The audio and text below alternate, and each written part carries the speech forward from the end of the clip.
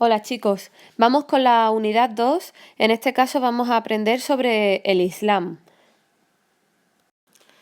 ¿Qué vamos a estudiar y cómo?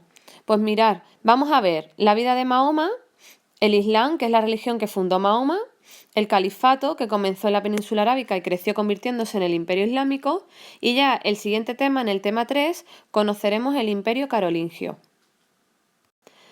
Como portada de esta unidad, en tu libreta tienes que recoger tu nombre en árabe. Entra en esta página web que se marca aquí, introduces tu nombre y lo obtendrás, y luego pásalo a tu libreta.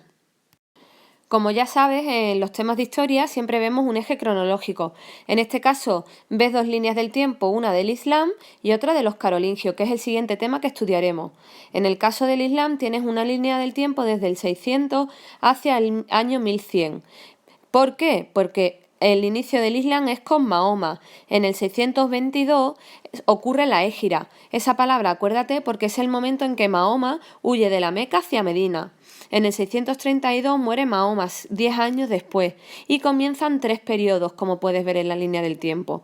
El primero es el de los califas ortodoxos. La capital estaba en Medina, y el hecho más importante es porque comienza aquí la conquista del Islam. Tras ello, el califato omeya tenía la capital en Damasco, y el hecho más importante que ocurre es la batalla de Poitiers con los carolingios, que veremos más adelante. Y finalmente, el califato abasí, con capital en Bagdad, donde destacará un califa que se llama Abderramán III, y además comenzaron las conquistas turcas en esta época. Mahoma nació en la Meca, en la península arábica. Es una ciudad que se encuentra en esta zona, como podéis ver y os señalo en el mapa. Era de una familia de mercaderes ricos, que en esta zona era muy común que la gente fuera mercader. Antes de Mahoma, los árabes eran gente de la península arábica y eran diferentes. Fueron politeístas, creían en muchos dioses y estaban divididos en pequeñas tribus, que a veces luchaban entre ellas y no había ningún poder central que controlara a todas estas tribus de la zona. ¿Y qué hizo Mahoma? Pues las dos cosas más importantes. Fundó una nueva religión a la que llamó Islam, y esta religión era monoteísta, al contrario de lo que la gente creía hasta ese momento. Solo creían en un dios y este dios se llama Alá, es el dios del Islam. Conquistó la península arábiga también y la convirtió en un único y fuerte estado, o sea, unió la península arábiga por religión y por la política, lo que le hizo muchísimo más fuerte. ¿Y qué etapas de la vida de Mahoma destacamos? Que empieza aquí, ¿no? Pues comenzó a sus 40 años a predicar la nueva religión, y al principio a la gente de la Meca pues no le gustaba la nueva religión. Esto ya lo hemos visto en otros periodos, ¿verdad? Y en el 622 huyó a Medina. Esto se conoce como la Égira, acordarse de esta palabra. En Medina consiguió más seguidores y 8 años después volvió a la Meca con sus seguidores y la conquistó. Vivió solo 2 años más, pero esto le dio tiempo a conquistar toda la península arábiga. El Islam es una religión que fundó Mahoma, y el Islam significa obediencia a Dios, como recoge aquí. Las personas que siguen el Islam se llaman musulmanes, que erróneamente se les llama moros, y es una forma despectiva de llamar a la gente del Islam y que no se debe denominar así. Para los musulmanes, Mahoma era el profeta de Alá, que es el Dios de ellos. Para ellos el único Dios que existe, y para los musulmanes tanto Abraham como Moisés y Jesús son importantes profetas que el Islam también los considera. En esta imagen puedes ver a Mahoma predicando al pueblo, ¿no? Es una miniatura de un libro iraní y es muy importante porque es de las pocas veces que podemos ver la imagen de Mahoma, ya que la doctrina musulmana prohíbe representar tanto a Alá como a Mahoma que se le vean la cara, y es de las pocas veces que podemos verlo. Normalmente no tiene cara la representación de ellos. ¿Y cuáles son los 5 pilares del Islam? Pues mirad, son las cosas más importantes que tiene que hacer todo musulmán. Ellos dicen que no hay más Dios que Alá y que Mahoma es su profeta, o sea, es el mensajero de Alá. Y tienen que rezar 5 veces al día todos los días, todos los musulmanes lo cumplen. El mes de Ramadán, que tienen que hacer un mes al año, que consiste en ayunar durante el día y solo poder comer durante la noche. Dar limosna a los pobres y ir al menos una vez en la vida a la Meca. Es la ciudad de peregrinación porque ya sabéis que de ahí es Mahoma.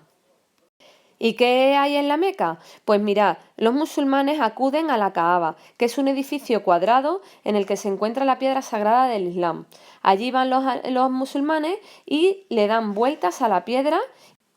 Al menos todo musulmán lo tiene que hacer una vez en la vida, recuérdalo. Recuerda que también algo muy importante para el musulmán es el Ramadán que hemos hablado anteriormente. En esa época, durante el mes, no pueden comer nada durante el día. Ni siquiera un vaso de agua, ¿eh? No pueden llevarse nada a la boca, ni comer, ni beber, hasta que no llega la noche. Es muy duro y es un proceso que hacen todos los musulmanes cada año.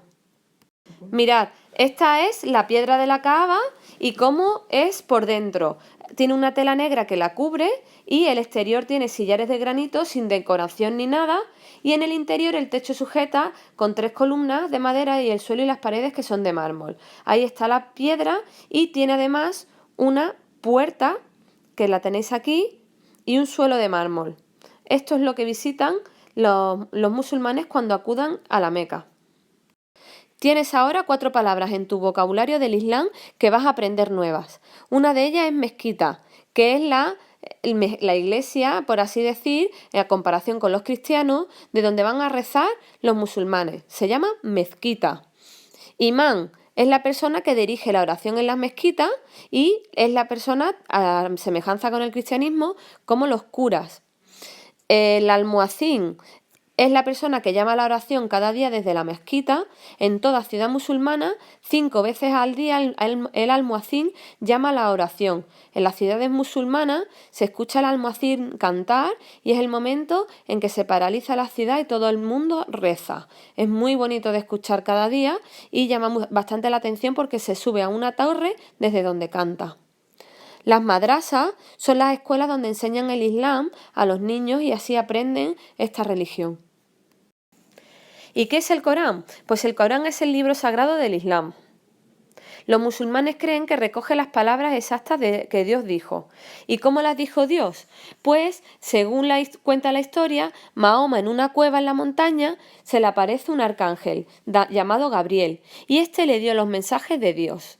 Cuando Mahoma murió, sus seguidores memorizaron todo lo que dijo y recogieron todo ello por escrito, ¿vale? Y a este libro le llamaron Corán. Así el Corán se escribió, y esto es muy importante de saber, después de morir Mahoma. El Corán dice a los musulmanes cómo deben vivir su vida y recoge que no pueden beber alcohol, ningún musulmán puede beber alcohol. No comen cerdo.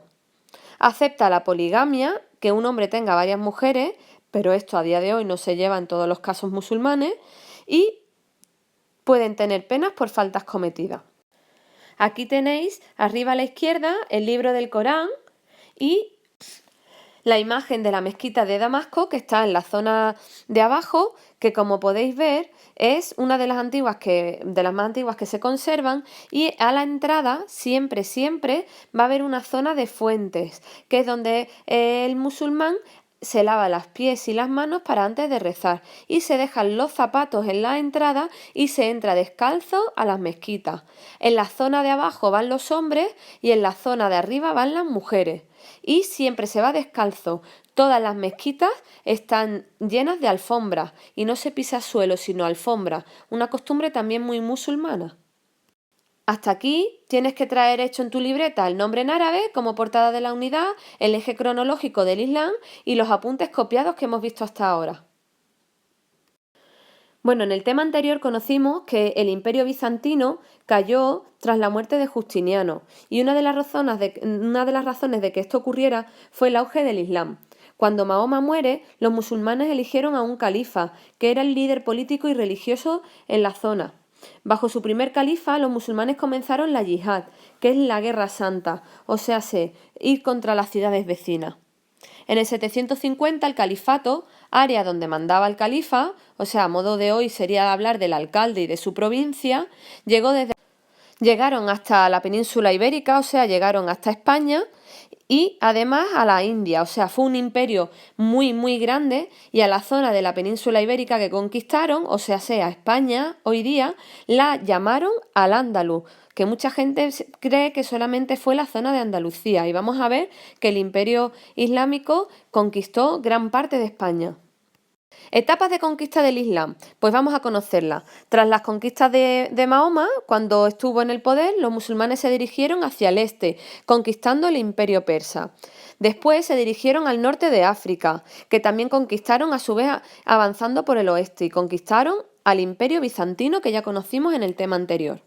En el 711 conquistaron la península ibérica, o sea, la zona de España, y continuaron hasta Francia, que dieron con los carolingios y de ahí no pasaron porque no los conquistaron.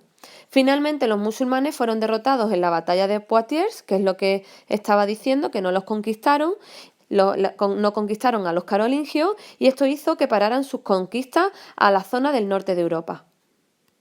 Así iban vestidos los guerreros musulmanes en la época omeya, con el sombrero típico y siempre tapados, ¿no? Es la época en la que se consiguió la máxima expansión del Islam.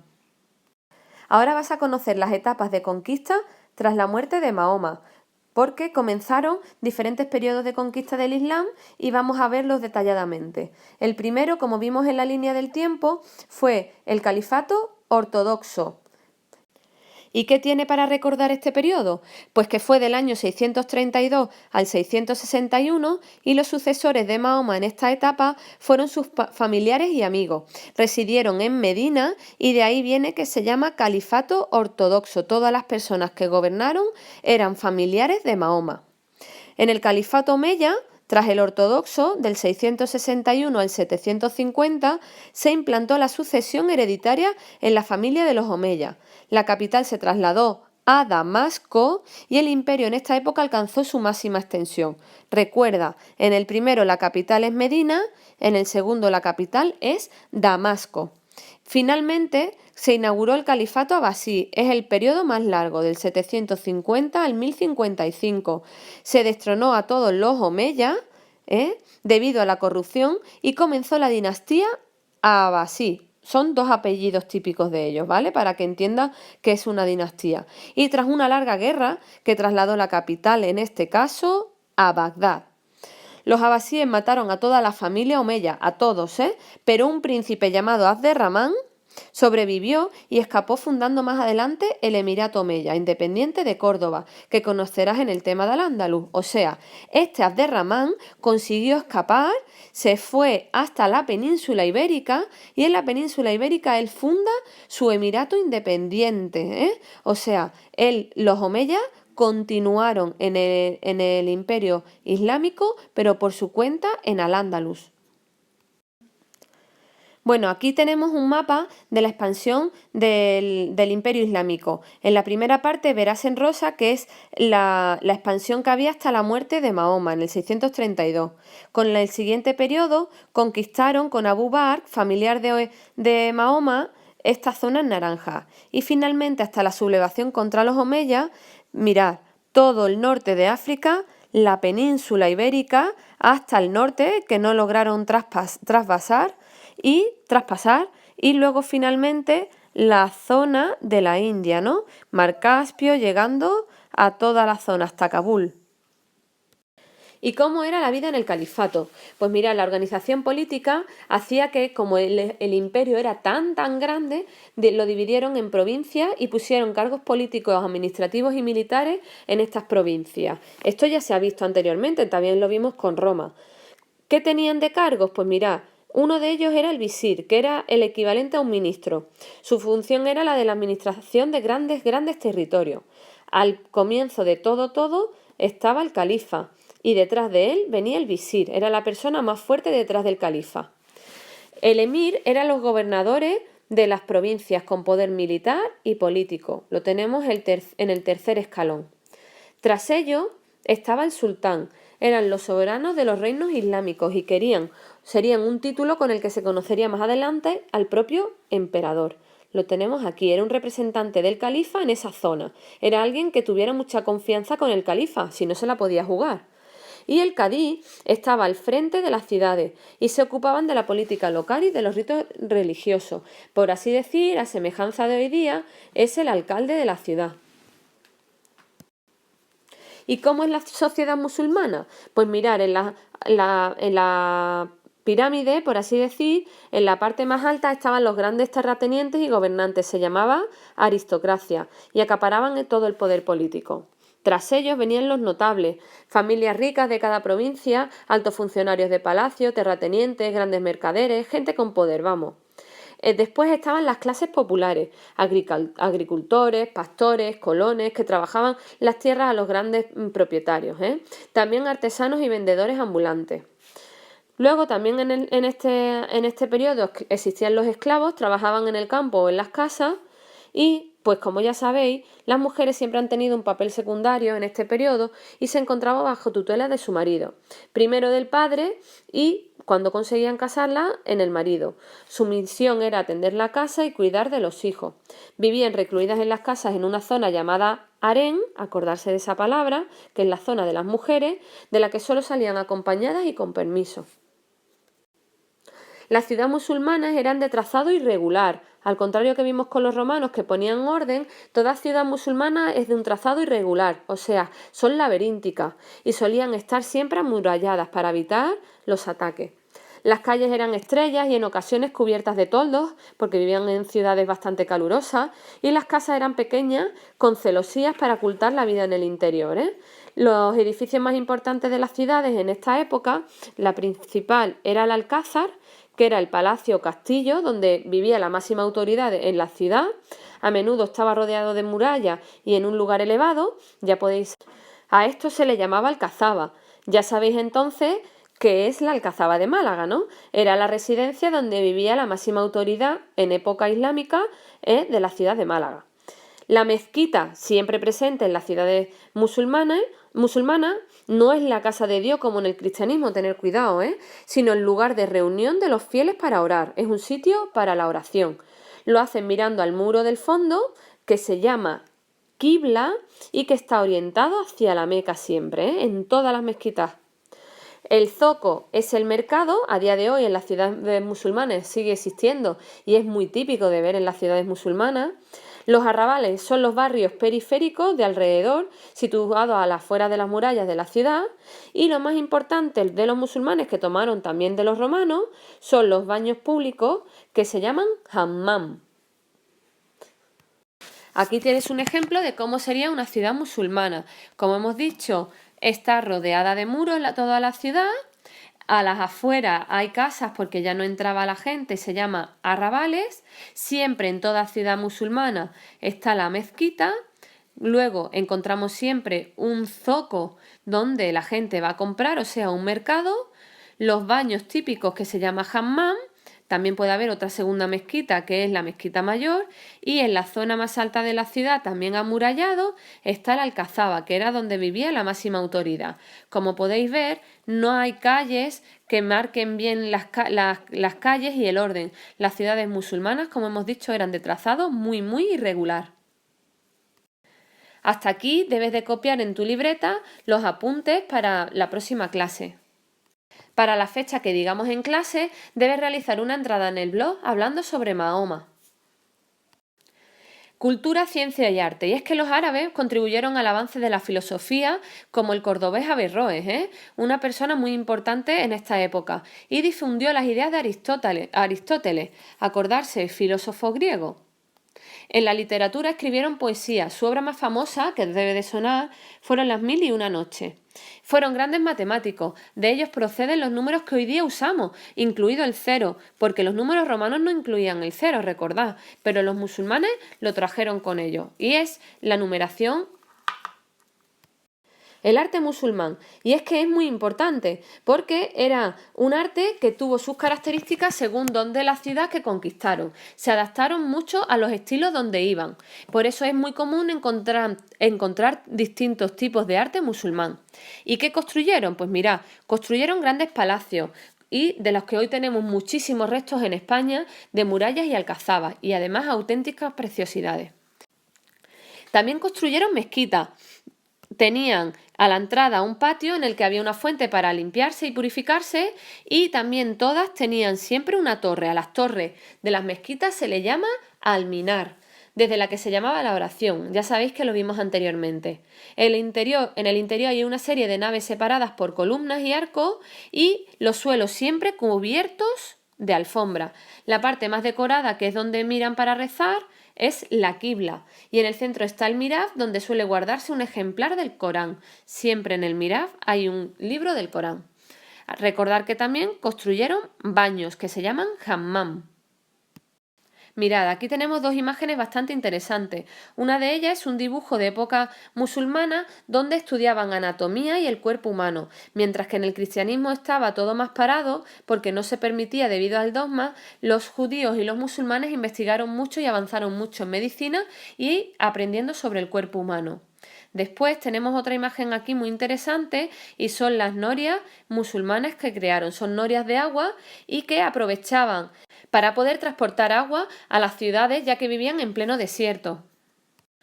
Aquí tenemos una imagen de cómo las letras árabes han ido cambiando con las transcripciones. Es como nosotros que tenemos diferentes letras, pero se puede dibujar, por ejemplo, la S de diferentes formas. Pues a ellos les sucede igual. Pero recordad, la característica principal del árabe es que se escribe al revés que nosotros, de derecha a izquierda. Aquí tenemos una imagen de una mezquita en su interior, llena de columnas, alfombras y con numerosas velas para tener luz interior, ya que apenas tiene ventanas grandes, como en el caso de las iglesias, ¿no? Así que puedes apreciar cómo iluminan dentro las mezquitas. Y una de las características más interesantes del Islam es que prohibía las imágenes, o sea, no es un arte donde vamos a ver esculpidas personas, como es el caso de los romanos, ¿no? Así que apenas hay esculturas y pinturas en las mezquitas y palacios. La decoración en el Islam consiste en temas vegetales o geométricos, pintados en mosaicos o diseñados en yeserías y azulejos, como es el ejemplo que tenéis aquí a la derecha. No hacen dibujos de muñecos ni nada, siempre hacen repeticiones geométricas o vegetales. También realizarán cúpulas decoradas de mocárabes, que son súper bonitas, viéndolas desde el interior. En otras religiones hemos visto que las dejaban por dentro sin apenas decoración, ellos las van a decorar muchísimo y esto hace que parezcan las cúpulas estalactitas que caen desde el techo. Son una auténtica preciosidad. Todo esto lo hacían utilizando un material que es el yeso. También decoraban con su escritura caligráfica todas las paredes, que es muy común también verlo, y los muros de las mezquitas. Es muy interesante y de ahí viene que sea tan importante, por ejemplo, la Fuente de los Leones en la Alhambra. ¿Por qué? Porque es de las pocas esculturas que se conocen del Islam. Hasta aquí ya sabes que tienes que copiar los apuntes en tu libreta y además hacer el glosario en tu libreta.